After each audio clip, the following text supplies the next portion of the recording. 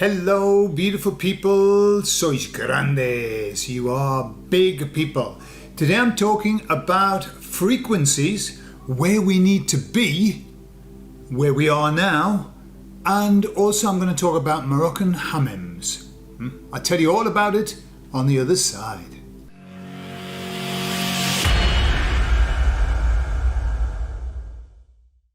So I don't know if you recall me talking about the early days, the old times, when the emissaries first came through.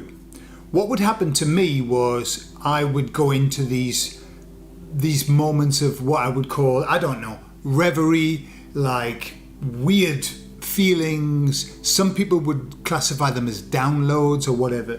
The emissaries explained that what they needed to do with me personally was they needed to raise my frequency up so that I was in a better place to be able to offer these messages, their messages, okay? And so they said I was kind of, wherever I was, they needed to keep constantly bringing me to the top end of the frequencies, okay?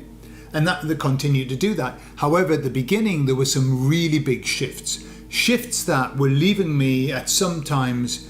I felt a little bit sort of not earthbound. I felt a little bit outside of my body. Didn't know if I was dreaming or if it was awake or whatever. It was very bizarre. It was nice. I liked it. But then I prefer to be where I am now, where I don't have those. So I was asking them about where we are compared to where we need to be. Right? And because I work in this way of I like percentages. I like to know where I am with percentages. The emissaries do give me percentages, but they always do that a little bit reluctantly, because I think they don't work in percentages. I think I do.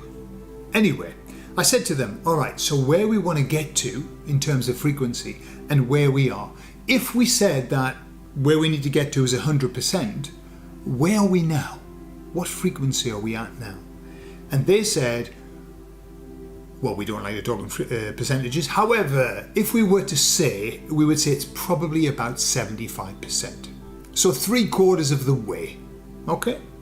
So I said then to them, okay then, why don't we just go straight up to the 100%? What's the delay? We're all desperate for it. Well, certainly I am. Let's get up there.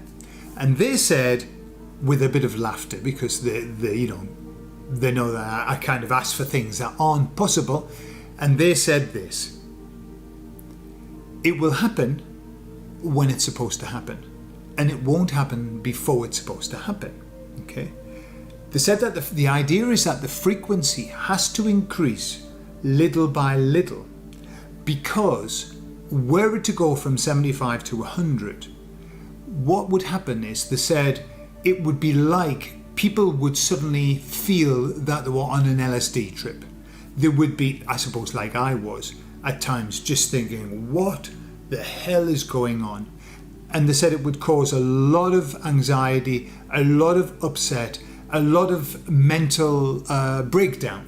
That's what they said. So it's not possible to do it that way. It must be done incrementally, right? Much to my chagrin.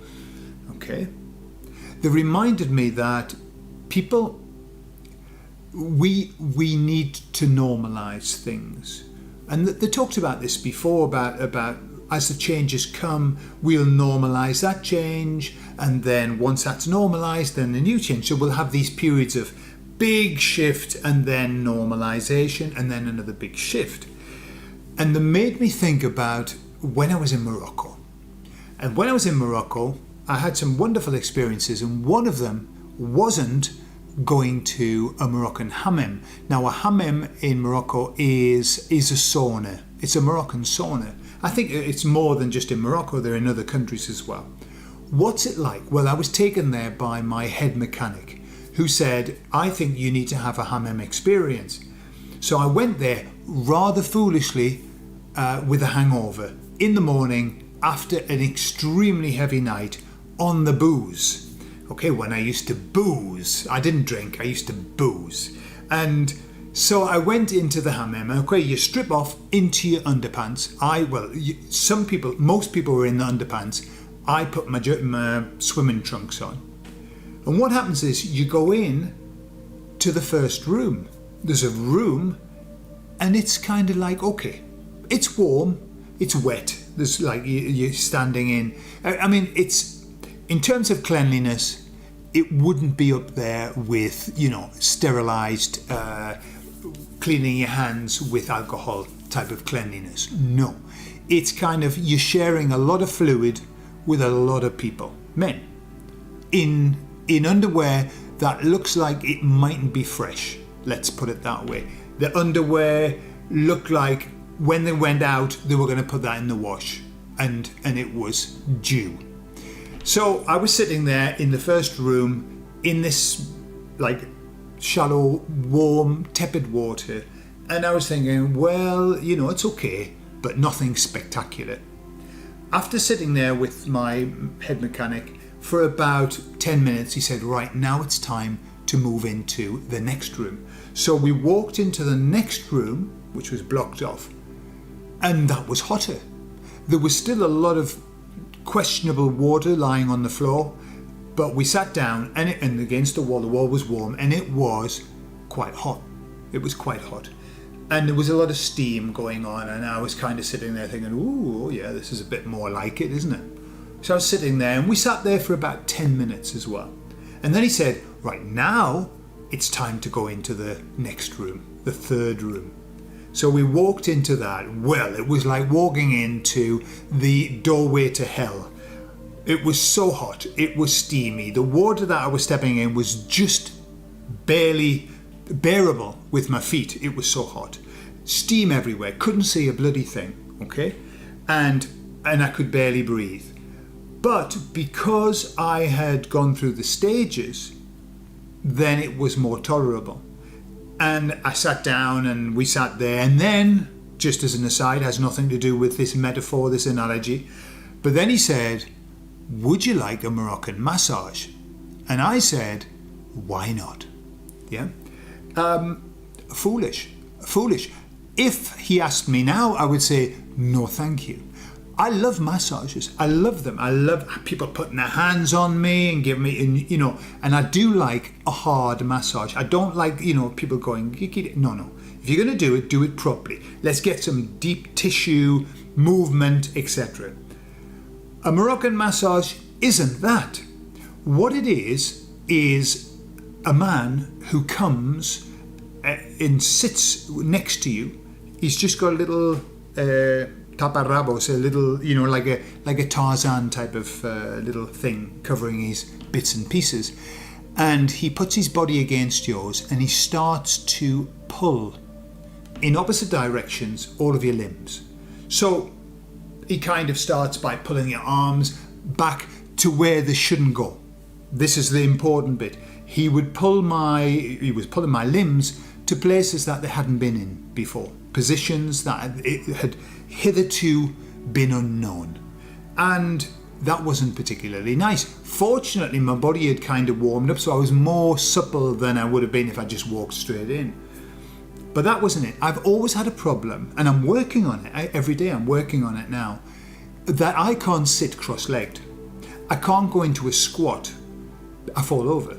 So I haven't got that kind of stretch. So I can't sit like the Buddha. Okay, I can do lots of bendy that way. I'm very good at bending that way, but I'm not good at opening my legs. I would struggle.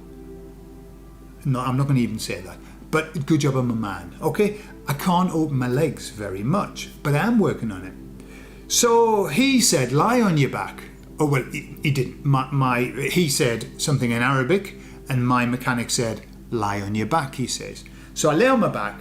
He put my heels, he lifted my knees up in the air, put my heels together, put his hands on either knee like this. Now I thought, he's going to start doing, like a pushy. He's going to realise that there's not a lot of movement there, and that's all.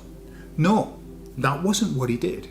What he did was he went, every time he was doing it, by the way, he would use this exhalation of breath, like a, and that just made it more intense, made it worse. But he stood up. He had both hands on either knee. He stood up and he jumped up in the air. Literally, he jumped off the ground and then landed all of his weight on my knees. So my knees did actually touch the ground with a resounding crack, like a crack I haven't heard. The pain was immense. It was immense. My legs weren't made to go in that position, and he forced them into that position. Well, my mechanic was laughing his head off. He obviously knew what was coming. I didn't, and I screamed.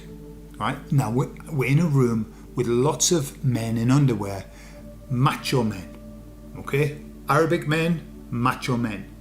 And I screamed like a woman. And that's no offense to women. I'm just talking about the pitch that I achieved with my voice. I screamed like a woman. And everybody looked at me and laughed and all of that. And they were laughing and I was crying. Fortunately, with the steam and the water, nobody could see. Nobody could see that I was crying. But I was crying in pain. Anyway, that was it. We spent a little while longer there and I said to him, I think I need to leave now, if you don't mind. The very first thing as I came out was I was sick. Like, sick, I think it was more to do with my hangover than anything else, but I was also sick with my body saying something happened in there that shouldn't have happened. We were put into a position, he put us in a bad position, yeah, a difficult position. So, that's the story of the Hammam. One-time experience. Would I go back? Yes, I would, but I wouldn't have a massage, okay? Not until I've finished doing my exercises so that I can open my legs properly. But the emissaries made me remember that because that's what they were saying about this normalization. If we went to 100%, it would be like walking into the hottest sauna with no ease at all. It would be overwhelming. You know, you've heard the stories of the people who do these sweat lodges and like they die, okay? Quite a few people died. In fact, I remember seeing a documentary of the guy, one of the people who appeared on The Secret. Remember The Secret? And one of the guys was there. Well, he went on with the fame of The Secret. He went on to do sweat lodges and he was doing them and somebody died in the sweat lodge of overheating. Okay? Got a little bit carried away with himself and he lost all of his mojo after that and he was very, very sorry. Normal, isn't it? So that's what would happen. That's what the emissaries are saying. If we go up to 100% like that, that's what will happen. People will collapse. And so it has to be slowly but surely. And remember, if we're at 75%, that's an average. Not everybody's at 75%. Some people are beyond that. Yeah. But it doesn't matter. We can't just be jumping up there. And so that's why we need a bit of patience. We really do need a bit of patience. We need to understand that we can't just jump up. And everybody, you know, how long have we been saying it? Why doesn't it just happen? Yeah? Why doesn't Jesus just come on that white stallion and change everything? And why doesn't this happen? Because that's not how it's meant to happen. It's gradual, it's step by step, and we are part of the process. We aren't the victims of this process. We are the perpetrators of this process. It's our increase that's going to make this change, and I'm going to come on to that in a further video. Okay, so anyway, so that the resume of all of that is, if you go in a hammam, don't have a massage unless you can open your legs, and even then you're not going to like it. And also, be patient. It's going to happen little by little. Every day we are better. Every day we're shifting. It's not just every day, it's in every second that's passing, we're shifting. And so all we need to do is have patience and just hang on a bit, and do your stretching exercises, okay? Because we're going to have to be pretty flexible up in the front end at the 100%. We're going to be able to have to do contortions and everything. All right, I love you all and I'll speak to you all later. Bye-bye.